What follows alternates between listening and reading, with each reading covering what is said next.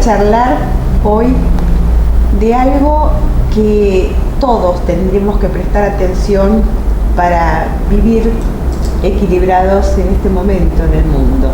Invitamos al doctor Agustín Calahuada para que nos cuente por qué es tan importante el extra que tenemos que colocar en nuestro cuerpo de vitamina C y de otras técnicas que él fue ocupándose desde que comenzó a trabajar como médico.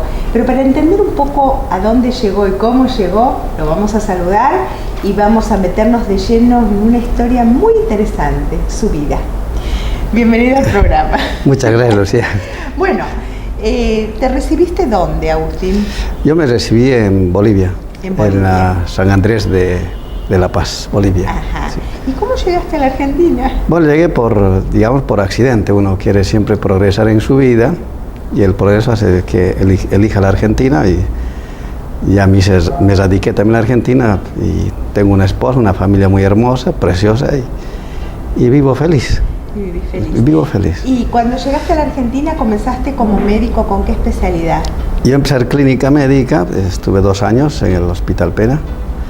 Luego hice la reumatología en el Hospital Durán. Ajá. Y después, bueno, uno va buscando otros estímulos de terapia, ¿no? Para tratar mejor al paciente. Y en esos años me encontré con muchas técnicas como la acupuntura, la terapia neural y otras técnicas también. Ajá. ¿Te fuiste a un camino de la medicina complementaria o de la medicina, yo diría, más que complementaria, sin agresión, para llegar a objetivos más claros con los pacientes? Para evitar específicamente los efectos colaterales de los medicamentos, ¿no? Ajá. Y uno se pregunta, y aparte uno se enferma, ¿no? Y cuando uno se enferma dice, ¿pero por qué me estoy enfermando? Y esa pregunta siempre me pregunto, ¿por qué me enfermo? Si uno nace con una estructura bien formada, se adapta a un sistema y uno se enferma. Y uno me preguntaba por qué nos enfermamos. Y en ese interín aprendí hasta alimentación, hasta la forma de alimentarse en esta vida. Y uno descubre, digamos, con otras medicinas que fui aprendiendo, es muy larga la historia, pero básicamente todos los días nos adaptamos para vivir mejor. Y en esa adaptación tenemos percances. Por ejemplo, en el caso de la vitamina C que comentabas, el organismo trata de defenderse siempre ante un factor externo. Por ejemplo, un motivo de divorcio, el organismo gasta más de 7 gramos por día en un caso de estrés de divorcio. Por un divorcio, 7 gramos perdemos. Es decir, y si el estrés está comprobado científicamente, la pérdida... no la pérdida, si no tenemos depósito de vitaminas en la cápsula suprarrenal, sí, el cuerpo entra en estrés y la cápsula suprarrenal que tenemos encima de los riñones permanentemente está segregando adrenalina y cortisol. La adrenalina en forma lenta y el cortisol permanentemente fluye en el organismo. Pero en fase de estrés la adrenalina sube, entonces empezamos con taquicardia, etc. Y cuando entramos en un estrés crónico, el organismo elige de qué enfermarse. Y a veces elegimos cosas que no queremos enfermar, pero el cuerpo, para compensarse y adaptarse a este planeta, necesita adaptarse de alguna manera, con una enfermedad o con algún malestar. Y si no tenemos depósito de vitaminas en la cápsula suprarrenal, entonces sucumbimos. Ahora, Agustín, ¿uno puede estar alerta a estos estrés? O como médico va una persona, un paciente, y te dice, bueno, yo he tenido un accidente, no me he sentido bien, estoy triste, por ejemplo, un síntoma así. A partir de ahí uno puede trabajar con el paciente desde las vitaminas C, es decir... Desde otras vitaminas, minerales, oligoelementos, o hacer terapia neural en ese paciente para tratar de adaptarlo de la mejor forma posible en esta vida cotidiana que tenemos. Por ejemplo, si un paciente me consulta por estrés, digo, ¿por qué estás triste? Entonces buscamos el porqué de esa tristeza. No todas las tristezas de todas las personas es la misma. Otras tienen en un grado menor y otras la tristeza lo hacen en un grado mayor. Y entran en estrés, y ese estrés nos lleva, digamos, a cualquier camino que puede ser un proceso de enfermedad. ¿Y la acupuntura cuándo la recomendás? ¿En qué momento sugerís? Bueno, en realidad la acupuntura la sigo ejerciendo, ¿no? Yo recomiendo la acupuntura, digamos, en procesos dolorosos leves, o en pacientes que están muy estresados. Normalmente tenemos, todos los días nos estresamos y tratamos de bajar los niveles de adrenalina y de cortisol del cuerpo con la acupuntura. Se ha demostrado científicamente que la acupuntura te provoca relajación y te nivela, digamos, no vamos a hablar de energía porque sería muy extenso hablar de energía. Ellos dicen que tenemos el yin y el yang. El yin tiene que siempre compensar, tiene que estar en equilibrio, en permanente adaptación. Si nos vamos muy yang, tenemos ciertas enfermedades. Si vamos muy yin, también tenemos otras enfermedades. Y la acupuntura te permite de alguna manera mantenerte en equilibrio. Nunca estamos estáticos, siempre estamos en subidas y bajadas, pero no tiene que subir ni muy arriba ni muy abajo. Si nos vamos a los extremos, nos enfermamos. Eso está demostrado. Hablaste de alimentación. ¿Por qué es tan importante la alimentación? Porque, no sé, nosotros venimos en Argentina que se comen muchas carnes, ¿es eso? Muchos hidratos de carbono. Muchos hidratos de carbono. Ajá. Las mayores causas de enfermedad en el mundo son las enfermedades cardíacas, sí, y las metabólicas. Entre las metabólicas, por ejemplo, podríamos mencionar la diabetes. La diabetes en el mundo cada día aumenta más por el aumento en el consumo de hidratos de carbono. Consumes mucha Coca-Cola, pues está demostrado que por un vaso de Coca-Cola hay como 5 cucharadas de azúcar. ¿Y el organismo qué hace? Sube el azúcar, hace hiperglucemia, le dice al cerebro, bueno, el cerebro dice, bueno, hay hiperglucemia, tengo que bajar, y el páncreas larga insulina. Y esos escapes y salidas provoca, a la larga sucumbe el páncreas y provoca una diabetes. Y la diabetes, la causa de muerte en la actualidad es muy frecuente, ¿no? Y la obesidad, etcétera, ¿no?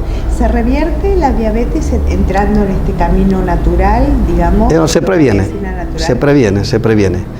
Lo que me gusta de los pediatras, por ejemplo, trabajan con pacientes sanos. El pediatra siempre está controlando cómo crece ese niño, cómo se alimenta, no le saque. El pediatra lo permite una buena evolución. Los médicos, cuando salimos médicos, no, estamos tratando de buscar enfermedades. Tendríamos que ser como los pediatras, prevenir enfermedades. Pero nuestros pacientes vienen a curarse una enfermedad y no a prevenir. Lamentablemente tratamos de cambiar, coma menos carne, coma menos hidratos de carbono, pero la sociedad misma no nos permite, ni a mí. Por ejemplo, mi fernet, muchas veces un asado con un fernet me la permito, me gusta, pero día lunes tengo que decir, pero equilibras un poco. Tengo que equilibrar, tengo que empezar con dietas más, diríamos, que está de moda un poco ahora, las dietas alcalinas. Y las dietas alcalinas están básicamente en las verduras y en las frutas. La dieta viva. La dieta viva. La alimentación viva. Que tiene su lógica, ¿no? Tiene su lógica, por supuesto. Claro, porque de alguna manera uno cuando quiere un cambio, ¿no? Y no está asesorada por el médico, dice, bueno, vamos a hacer la dieta natural, claro, la dieta viva. Y nos pescamos y nos damos cuenta que nuestra dieta no es viva. A no ser que comamos fruta o que comamos un poquito de verdura, en general, incluso la dieta que le damos a nuestros niños, ¿no? Por supuesto. Ahora, qué terrible esto, porque es más cara la alimentación mala, creo yo, económicamente. Sí, es más cara, es más cara. Por ejemplo, los niños cuando están amamantando, a veces la leche materna es muy importante para los niños. ¿Por qué? Porque tiene vitamina C. Imagínense, en la leche materna, los chicos que no consumen leche materna tienen poca vitamina C y se enferman. Y a veces por falta de vitamina C hay chicos que se pueden morir. Ajá. Porque en la leche materna está demostrado que tiene vitamina C que se convierte en peróxido de hidrógeno. Y ese peróxido de hidrógeno que es antiviral, antiparasitario, antibacteriano. Es lo que permite que los niños no se enfermen. Pero la leche materna es muy indicada. Los chicos que toman leche digamos, del mercado, son si son mocosos, tiene el moco siempre permanente, están mocosos. ¿Por qué? Porque esa leche no es natural. Ajá. ¿Y cómo la reemplazas en un niño de 2 años, 3 años que ya dejó el pecho? Normalmente hay que tratar de darles, por ejemplo, hay alimentos que por ejemplo, se puede dar leche de almendras. Ajá. O otras variedades, ¿no? Que los pediatras lo saben. Yo no manejo chicos, pero hay sustitutos que se pueden reemplazar con sustitutos de la leche. Como médico de familia, estos cambios que hay que hacer para tener una mejor salud, para tener vitalidad y para tomar conciencia, porque en realidad uno cuando está mirando este tipo de programas, sí, porque ya está tomando conciencia, el cambio tiene que ser grupal de toda la familia. Tiene que ser grupal. Despacio, ¿cómo sugerís este cambio? Yo normalmente los induzco a los pacientes que consuman poco. Por ejemplo, les digo, me viene un paciente con colesterol alto. Les digo, el colesterol no es malo, sino que tu hígado está andando mal.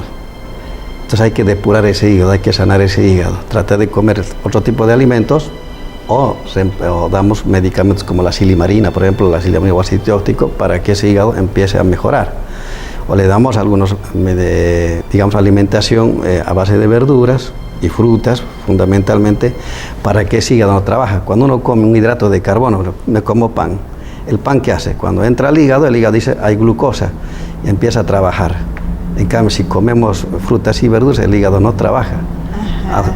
Prácticamente el intestino delgado la absorbe y la alimentación se distribuye en todo el organismo, que es energía. En cambio, cuando come comida chatarra, carne, leche, hidratos de carbono, el hígado funciona de otra manera. Esas son calorías. Hay que diferenciar calorías a dietas calóricas a dietas energéticas. Las dietas energéticas son las verduras y las frutas. Y los chinos siempre dicen hay que comer 5 colores para tener una buena alimentación. Es verdad. Siempre dicen eso, es verdad. Es verdad, realmente. Entonces a los pacientes los trato de cambiar de a poco, porque nadie puede cambiar, ni yo puedo tener una dieta tan estricta. Hay gente que tengo amigos que hacen una dieta estricta vegetariana, pero yo no puedo hacerlo. Honestamente, ni yo la puedo cumplir. En realidad uno vive en una sociedad donde las tentaciones son grandes. Entonces, lo que sugieren generalmente los profesionales es, está bien, prueba un poquito. Prueba un poco. Después compensar, ¿no? Esta cosa glotona que sabemos comer, claro, antes. Sí. Por ejemplo, cuando me dicen, y doctor, no puedo dejar la carne. Bueno, vamos a hacer la prueba. El tamaño de su corazón es la palma de su mano. O sea, la palma de su mano es la cantidad de carne que tiene que comer. 2 palmas de mano son tus pulmones, 2 palmas son tu hígado y 2 palmas son tu riñón. Te digo, de alguna manera, esa es la cantidad, es la proporción que tienes que comer de carne y el resto de verduras. Claro. Trato de inducir de a poco que vayan cambiando la dieta. Vamos a hablar un poco de algo que venís usando, que yo conozco a través tuyo, que es la terapia neural, y que llegaron a la Argentina profesionales fantásticos y realmente yo la he usado en emergencias mías, ¿no? Y me ha dado un resultado increíble. Contanos un poco de qué se trata la terapia neural y en qué casos se usa.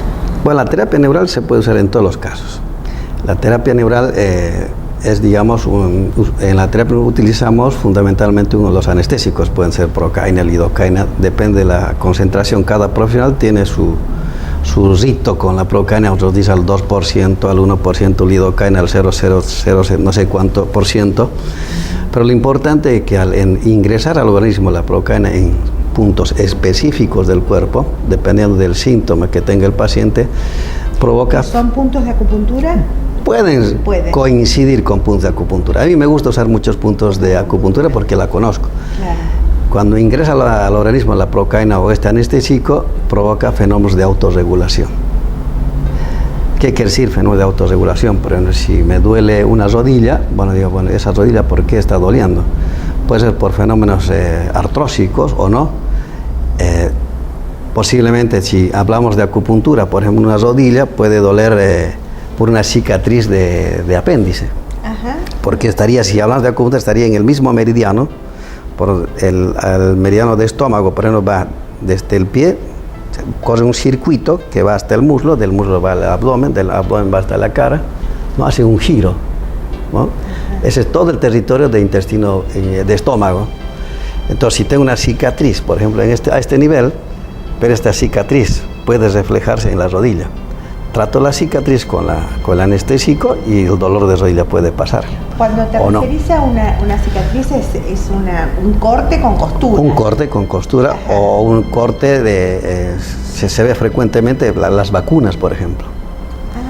Una vacuna, cicatriz de vacuna, que tengo, les voy a contar un caso de una cicatriz de vacuna, una paciente que tenía una cicatriz de cuando era niña, la vacunan a esta chica, los padres lo sujetan antes de que la vacune, la chica gritaba y lloraba y los padres al sujetarlo y la vacunan. Y esta señora crece y cuando ya era adulta, la señora roza la puerta de su cocina, la cicatriz, y empieza con dolor de hombro, lo que significa que el sistema nervioso recuerda el hecho cuando era niña, cuando vacunaron, el trauma que tenía. Esa vacuna representaba un trauma. Esa cicatriz trae recuerdos. El recuerdo de niña, como ya era adulta, no podía gritar y llorar, gritó con dolor de hombro. Entonces, tratando la cicatriz, el dolor de hombro se alivió. Ahora, qué fantástico, porque, a ver, son inyecciones muy chiquitas de procaína, no duelen nada. No duelen. Y el proceso de recuperación ante situaciones como esta son fantásticas. ¿No? Ahora, qué difícil debe ser para un médico tradicional entender que si va alguien con volvamos a la rodilla, ¿no? Claro. Que va alguien con la rodilla, te haces una resonancia o te haces radiografías y ves que no hay nada, claro, que no hay artrosis, y sigue el dolor. Claro. Es difícil. Si no tienen un concepto, un estudio de acupuntura o un estudio de terapia neural o de ver el cuerpo en su totalidad, ¿no es cierto? Sí, es complicado. Y muchas veces el mismo médico o el terapeuta que hace terapia neural se sorprende. Uno lo revisa y va a otro sitio del cuerpo y lo pincha, o la cicatriz o algo que nos haga sospechar que está provocando el dolor de rodilla, y uno se sorprende uno mismo, ¿qué está pasando? Uno no lo entiende. Muchas veces hemos visto pacientes que han sido operadas por histerectomía, que tienen, o por cesáreas, y tienen dolor de rodilla, por ejemplo. Tratamos la cicatriz de la cesárea y se alivia el dolor de rodilla, y uno no lo entiende. Y yo trato pacientes generalmente ancianos, y uno dice, pero ¿cómo? Y van por el mundo con menos dolor, si bien no se curaron, pero van con menos dolor, no toman antiinflamatorios y uno los satisface, ¿no? Porque es un circuito, ¿no? Es un circuito. A ver, si te duele y tomas medicamentos, pues tenés problemas en el estómago claro, y no terminas más. Quiere decir que este tipo de técnicas que son, yo no sé si llamarlas complementarias, yo diría que son opcionales, ¿no? Como una opción distinta a elegir algo más natural para no sufrir tanto. Claro, yo diría que sí, es complementario, ¿no? Si vos estás tomando antiinflamatorios o corticoides, bueno, ahí hay otra opción de hacer terapia neural o acupuntura o otra técnica que complemente a tu terapia y tratar de sacar o usar en menos cantidad del corticoide, del antiinflamatorio. Ahora, y mejor dejarlo. Trabajan desde el concepto de la cicatriz, del concepto de la agresión que podíamos haber sufrido, en este caso que comentaste. ¿Qué pasa con las quemaduras?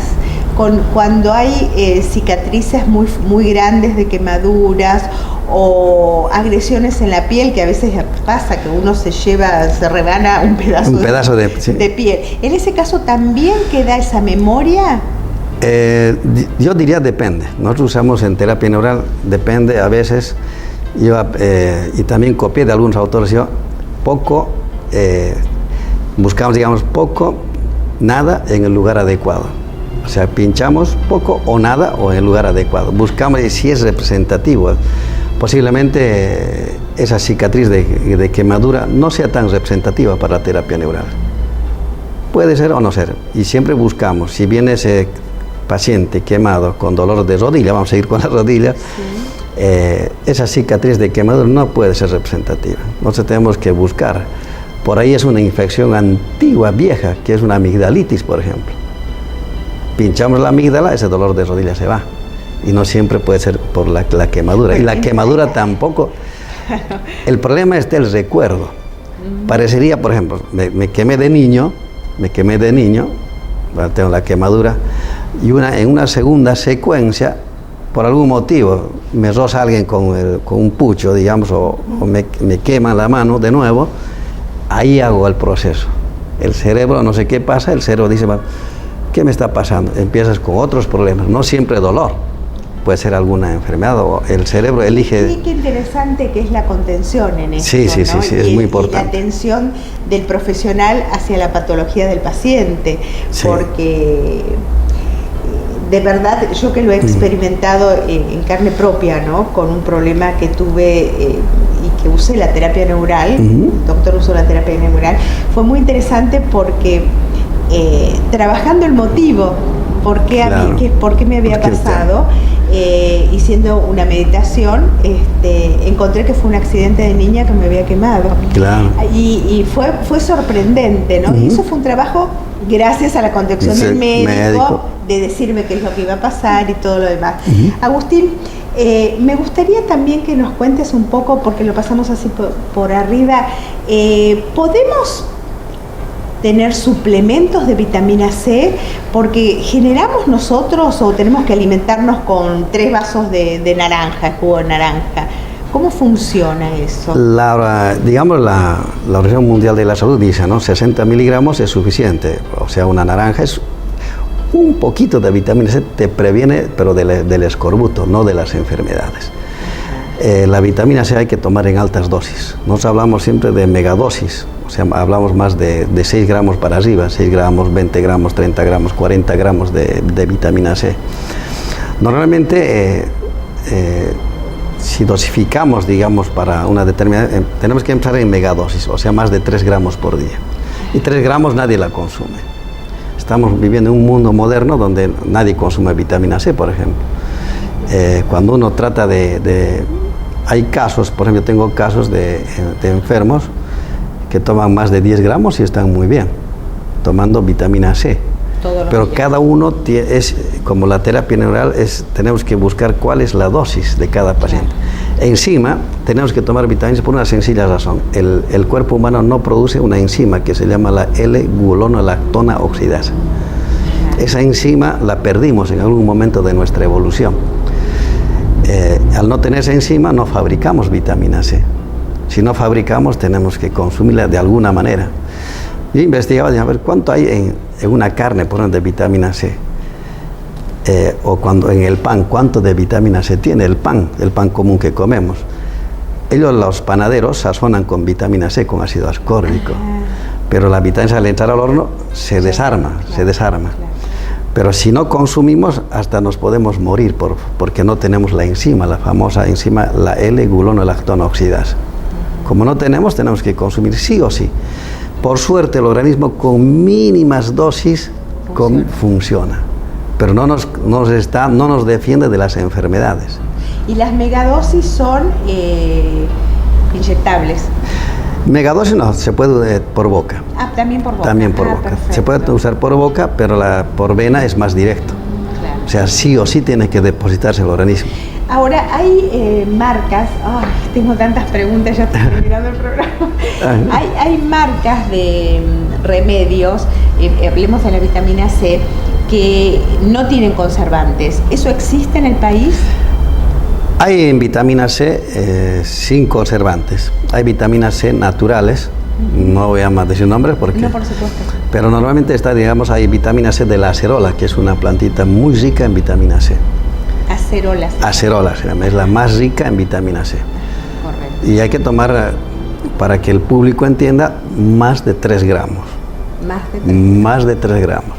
Pero sin embargo, todos tenemos nuestra dosis. Claro. O sea, por ahí vos funcionas, se hace pruebas, digamos, en el paciente, cuánto es la dosis. Pero la dosis en general es de 3 para arriba. Correcto. Por ejemplo, mi dosis, estoy tomando 6 gramos por día. Y encima la vitamina, cuando tomas vitamina C, encima adelgazas. ¿Por qué adelgazas? Porque fabrica el organismo la L-carnitina, que es la L-carnitina, yo lo veo en la televisión, tampoco tome L-carnitina para bajar de peso, pero es mejor tomar vitamina C, no me enfermo y encima adelgazo. Qué interesante. Pero hay que dar la dosis ideal, exacta. La dosis exacta. Yo te agradezco muchísimo el paso por el programa. Agustín está haciendo una serie de charlas, de conferencias y atenciones acá en Buenos Aires, así que ha sido un placer tenerte. Igualmente, Lucía. Realmente sé que estás muy ocupado, pero hemos aprendido mucho hoy, Espere, yo también aprendí, Hemos aprendido mucho, especialmente a manejarnos con vitamina C para estar más vitales y con más fuerza, y para saber que uno puede elegir médicos diferentes para estar saludables. Hasta la semana que viene. Muchas gracias, Lucía. No,